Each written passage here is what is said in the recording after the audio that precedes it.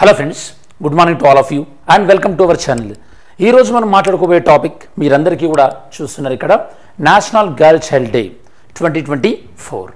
ఈ యొక్క national girl child డేని మనం గర్ల్ చైల్డ్ యొక్క ఇంపార్టెన్స్ని గుర్తు తెచ్చుకుంటూ ఆ గర్ల్ చైల్డ్ గురించి యొక్క అవేర్నెస్ని క్రియేట్ చేయడానికి మనం ఈ డేని సెలబ్రేట్ చేసుకుంటున్నాం అనమాట.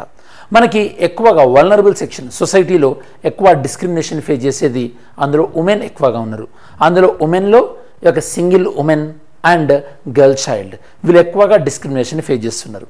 మరి వీళ్ళకి సంబంధించిన డిస్క్రిమినేషన్ ఏ విధంగా ఫేస్ చేస్తున్నారు అండ్ ఎన్సీఆర్బీ డేటా ఏం చెప్తుంది వీళ్ళకి, అండ్ గర్ల్ చైల్డ్ ప్రొటెక్షన్ చేయడానికి మనం తీసుకొచ్చినటువంటి లాస్ ఏమైనా ఉన్నాయా, అండ్ వీళ్ళకి సంబంధించినటువంటి స్కీమ్స్ ఏమైనా ఉన్నాయా, all these details we're going to discuss in this video. Okay, first అసలు ఈ నేషనల్ గర్ల్ చైల్డ్ డే ఏదైతే ఉందో దీన్ని మనం సెలబ్రేట్ చేయడం ఎప్పుడు స్టార్ట్ చేసినాం? దీన్ని మనం సెలబ్రేట్ చేయడం 2008 నుండి మనం స్టార్ట్ చేసాం అనమాట.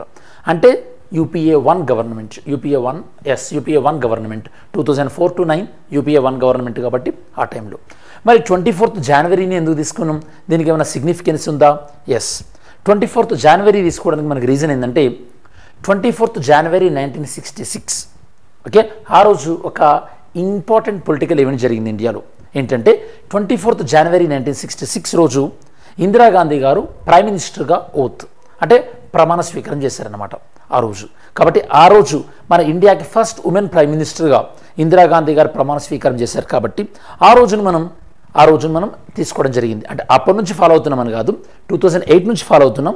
కాబట్టి ఆ రోజుని సిగ్నిఫికెన్స్ ఉంది కాబట్టి ఆ రోజుకి 24th జనవరిని మనం ఈ యొక్క నేషనల్ గర్ల్ చైల్డ్ డేగా తీసుకున్నాం. ఫైన్, రీజన్ ఏంటో అర్థమైంది కదా. అసలు నేషనల్ గర్ల్ చైల్డ్ డేని మనం సెలబ్రేట్ చేసుకోవడం వల్ల అసలు మనం ఏం సాధిద్దాం అనుకున్నాం? దీనికి ఏమైనా ఆబ్జెక్టివ్స్ ఉన్నాయా? ఏం అచీవ్ చేద్దాం అనుకున్నాం? ఎస్, ఊరికే కాదు కదా national girl child day, objectives ఉంది. మరి ఈ ఆబ్జెక్టివ్స్ డిస్కస్ చేసే కన్నా ముందు మీ క్వశ్చన్ ఏంటంటే, గర్ల్ చైల్డ్ అంటే చిన్నపిల్లలు కాబట్టి మన ఇండియన్ కాన్స్టిట్యూషన్లో child prohibition, okay, child labour prohibition ఉంది కదా, ప్రొహిబిషన్ ఆఫ్ చైల్డ్ లేబర్ గురించి చెప్పేటటువంటి ఆర్టికల్ ఏంది మన ఇండియన్ కాన్స్టిట్యూషన్లో? కమెంట్ సెక్షన్లో ఇంక్లూడ్ చేయండి. చాలా ఈజీ, జస్ట్ మీకు 1 సెకండ్ కూడా పట్టదు ఓకే ఆన్సర్ చెప్పడానికి. సరే, మరి ఈ national girl child day objective ఏంది? ఇది ఏం అచీవ్ చేద్దాం అనుకుంది? ఆబ్జెక్టివ్ ఏంటంటే ఇక్కడ 3 రకాలైనటువంటి ఆబ్జెక్టివ్స్ ఉన్నాయి. నెంబర్ 1, ఏవైతే కనుక ఇన్ఈక్వాలిటీస్ ఫేస్ చేస్తున్నారో ఎవరెవరి మధ్యలో, గర్ల్ చైల్డ్కి బాయ్ చైల్డ్కి మధ్యలో ఏదైతే ఇన్ఈక్వాలిటీస్ ఉన్నాయో ఆ ఇన్ఈక్వాలిటీస్ని తొలగించడానికి ట్రై చేయడం. థర్డ్ వన్, వీళ్ళ యొక్క రైట్స్ గురించి చెప్పడం, అంటే వీళ్ళని ఎంపవర్ చేయడం అనమాట, వీళ్ళకు ఉన్నటువంటి హక్కుల గురించి తెలియజేయడం, ఎంపవర్ చేయడం. ఓకే, అండ్ నెంబర్ థర్డ్ ఏంటంటే గర్ల్ చైల్డ్ యొక్క ఎడ్యుకేషన్ ఎంకరేజ్ చేయడం అండ్ హెల్త్ ఎంకరేజ్ చేయడం, అలానే గర్ల్ చైల్డ్ యొక్క న్యూట్రిషన్ ఎంకరేజ్ చేయడం. ఈ 3 ఆబ్జెక్టివ్స్. ఫస్ట్ ఇన్ఈక్వాలిటీస్ని మనం ఫిల్ చేయాలి ఎక్కడెక్కడైతే గ్యాప్స్ ఉన్నాయో. సెకండ్, రైట్స్ని గురించి అవేర్నెస్ ఇంప్రూవ్ చేయాలి. And third one, girl child యొక్క ఎడ్యుకేషన్, హెల్త్, న్యూట్రిషన్ పైన కాన్సన్ట్రేట్ చేయాలి. ఈ 3 ఆబ్జెక్టివ్స్తో మనం ఎవ్రీ ఇయర్ సెలబ్రేట్ చేసుకుంటున్నాం. అండ్ ఈ సంవత్సరం యొక్క థీమ్ ఏందో కూడా మీరు ఆన్సర్ చేయండి. 2024 girl child, national girl child day యొక్క థీమ్. సరే, మనకు ఆబ్జెక్టివ్ అర్థమైంది కదా. మరి ఇండియాలో గర్ల్ చైల్డ్ కోసం ఈ మధ్యలో మనం తీసుకొచ్చినటువంటి స్కీమ్స్ ఏమైనా ఉన్నాయా? ఓకే, ఆంధ్రప్రదేశ్ స్కీమ్స్ ఏమైనా ఉంటే మీరు కమెంట్ చేయండి. తెలంగాణలో అయితే కనుక మనకి గత ప్రభుత్వం ఇంట్రడ్యూస్ చేసినటువంటి girl child like Kalyana Lakshmi programme కానీ, కేసీఆర్ కిట్ కానీ, ఇప్పుడు వచ్చేటువంటి గవర్నమెంట్ ఏమైనా స్కీమ్స్ లాంచ్ చేసినప్పుడు వాటి గురించి మనం మాట్లాడదాం. నేషనల్ లెవెల్లో చూస్తే బేటీ బచావో బేటీ పడావో చాలా popular scheme. And even Haryana government's Ladli scheme, and మనకి మధ్యప్రదేశ్లో లాడ్లీ లక్ష్మి యోజన, దాంతోపాటు సుకన్య సమృద్ధి యోజన అండ్ బాలికా సమృద్ధి యోజన, అండ్ రీసెంట్గా కర్ణాటక గవర్నమెంట్ తీసుకొచ్చినటువంటి యొక్క భాగ్యశ్రీ స్కీమ్. ఆల్ ఇవన్నీ కూడా నేను జస్ట్ కొన్ని మాత్రమే మెన్షన్ చేశాను. ఇవన్నీ కూడా మనకి గర్ల్ చైల్డ్ ఎంపవర్మెంట్ అనమాట. ఆ ఎంపవర్మెంట్ ఏ రూపంలో ఉండొచ్చు? తన యొక్క ఎడ్యుకేషన్ ఎంకరేజ్ చేసే స్కీమ్స్ కొన్ని అయితే, తనకు మ్యారేజ్ టైంలో హెల్ప్ చేసేవి కొన్ని. ఓకే, సో ఇలాంటి డిఫరెంట్ స్కీమ్స్.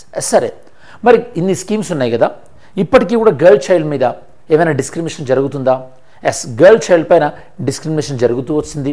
ఈవెన్ మీకు గుర్తుంటే కనుక సైనా నెహ్వాల్ ఒక ఇంటర్వ్యూలో చెప్తారు, ఏమంటారంటే ఈ యొక్క సైనా నెహ్వాల్ యొక్క అంటే వాళ్ళ ఇంట్లో అమ్మాయి పుట్టిందని చెప్పేసి వాళ్ళ నానమ్మ సైనా నెహ్వాల్ని ఒక నెల రోజుల వరకు చూడడానికి కూడా రాలేదట. అంటే you can understand girl child discrimination. సరే, మరి మీరందరూ చూస్తున్న వాళ్ళు కూడా చదువుకున్న వాళ్ళు విజ్ఞులు కాబట్టి మీరు గర్ల్ చైల్డ్ డిస్క్రిమినేషన్ ఏ రూపంలో చూశారు? మీ ఒపీనియన్ ఏంది? అంటే సమాజంలో ఇంకా ఏ రూపాలలో గర్ల్ చైల్డ్ పైన డిస్క్రిమినేషన్ ఉంది అనుకుంటున్నారు మీరు? ఓకే, నాకైతే కనుక జనరల్గా ఇక గర్ల్ చైల్డ్ మీదనే ఈ మధ్యలో కొద్దిగా డిస్క్రిమినేషన్ తగ్గింది.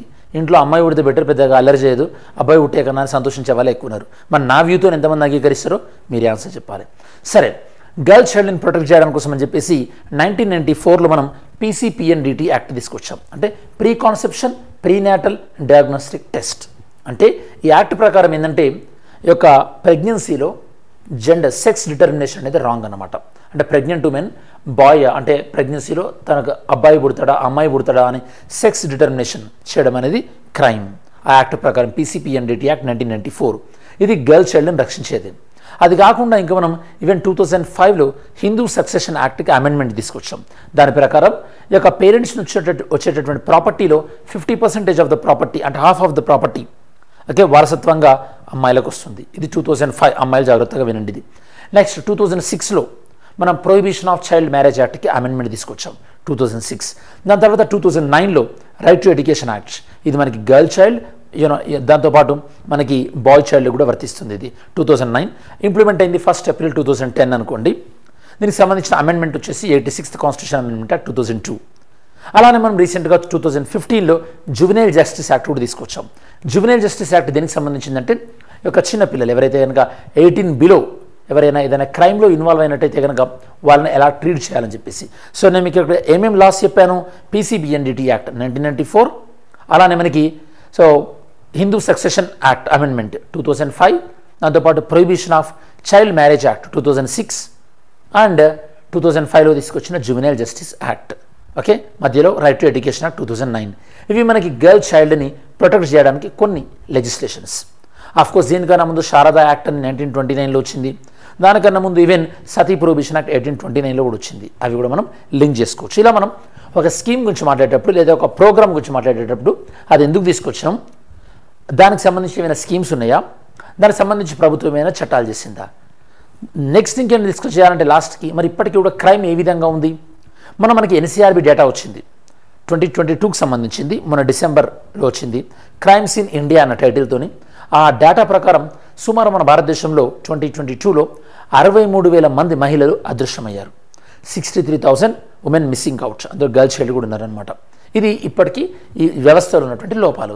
ఈ విధంగా మనం ఓవరాల్గా డిస్కస్ చేసామనుకోండి ఆ ఇష్యూ పైన జస్ట్ ఒక 7-8 మినిట్స్లో మనకు ఐడియా వస్తుంది. ఓకే, ఐ హోప్ మీకు ఇప్పుడు గర్ల్ చైల్డ్ డే గురించి మీకు ఐడియా వచ్చిందనుకుంటా. ఇది ఎందుకు జరుపుకుంటున్నాం, దీనికి సంబంధించినటువంటి స్కీమ్స్ ఏమున్నాయి, దీనికి సంబంధించినటువంటి లాస్ చట్టాలు ఏమున్నాయి, అలానే వీళ్ళ క్రైమ్ సంబంధించి ఏ విధంగా జరిగింది అని చెప్పేసి. సరే, ఇలాంటివి ఇంకా మీకు ఏమైనా ఇన్నోవేటివ్గా ఐడియాస్ ఉంటే కనుక చెప్పండి. మన ఛానలే కాబట్టి కొన్ని వీలైనప్పుడు అప్పుడప్పుడు మధ్యాహ్నం అయినా సరే డిస్కస్ చేయొచ్చు.